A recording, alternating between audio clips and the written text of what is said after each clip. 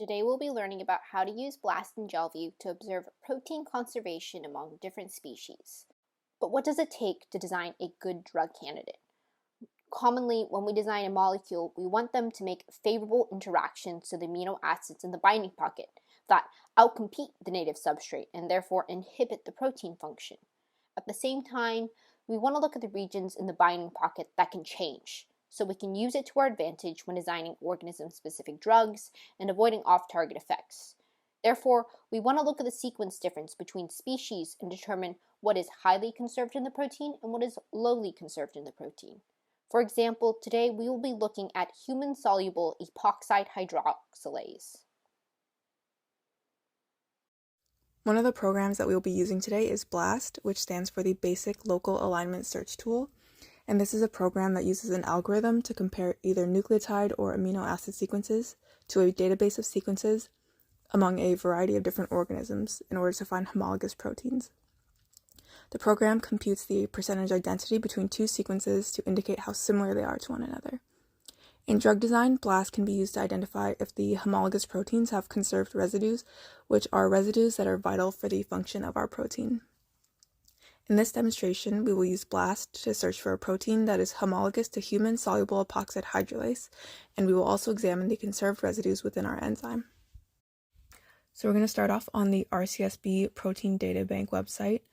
In the search bar, we'll search for our enzyme of choice, and in this case, it's the soluble epoxide hydrolase enzyme. We're going to click on Display Files and FASTA sequence, and from here we can copy and paste the FASTA sequence, which is the amino acid sequence for our enzyme. And after we copy it, we can bring it over to the BLAST website, where we're going to click on Protein BLAST because we're searching for proteins.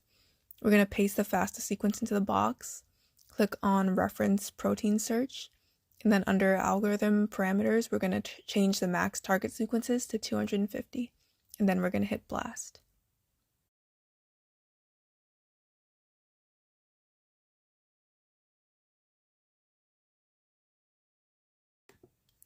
So once the page loads, you'll see all the organisms that it searched for, and then the first thing you want to check for is the percentage identity column.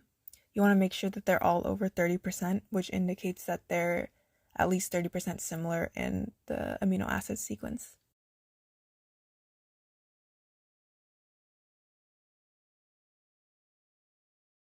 And then you can take a look at the graphic summary to make sure they're all over in the pink or red, which means that they're over 80%. And then you're going to go ahead and click on multiple alignment. And with the multiple alignment page, you'll be able to find the FASTA plus GAPS sequence, which you can download. And then we'll be opening that up in Jalview.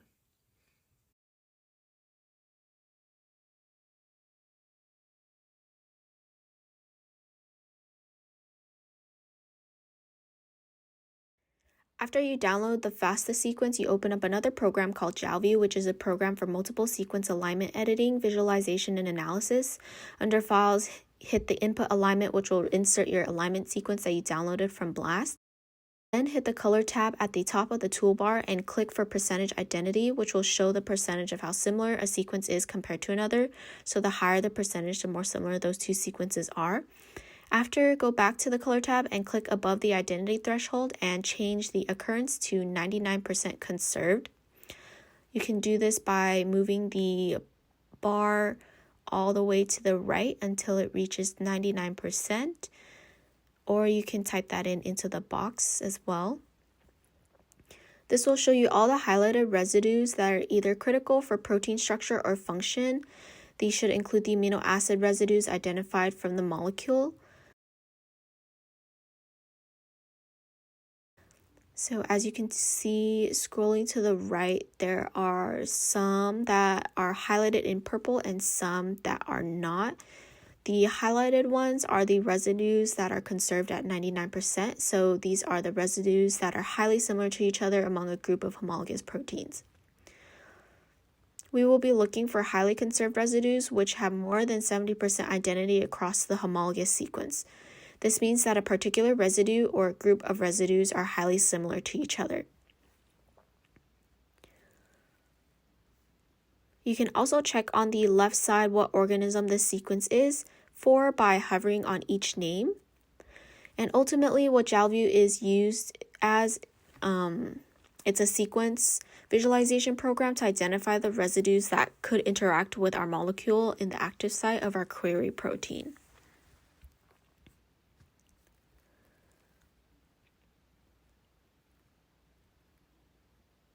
And from here, you will open up PyMol and fetch your enzyme code. Now under the H tab, we hide the water molecules. Now we click on the ligand, and under the Actions tab, we click Zoom. Now we right-click the ligand, and under the Around tab, we look for residues within 5 angstroms. Click on the S button to show the amino acid sequence for the protein. The residues highlighted in green are within 5 angstroms of our ligand. Now we're going to want to pull up Jalview and determine which residues are highly conserved. Just going to move things around a little bit. So we know aspartate 335 is going to be our residue. We click on that, we click Show and Sticks to show our residue, and then we click the Color tab and change it to a different color. We want to do the same thing and make the ligand a different color as well. Now we want to go under Wizard and click Measurements, so we can take measurements between the showing the interactions between the residue and the ligand. We've got the hydroxyl group and the carbonyl group of our residue interacting with the 2 nitrogens of the urea of our ligand, and we hid those labels for the interactions, and now we are trying to get a good picture of it.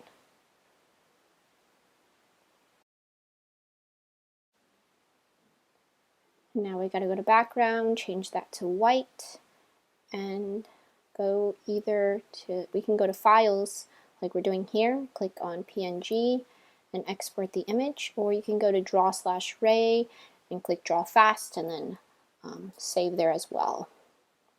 So we've saved that, and now on a separate application, we edit the picture to include the labels for our residue, our ligand, and those interactions. Thank you for watching.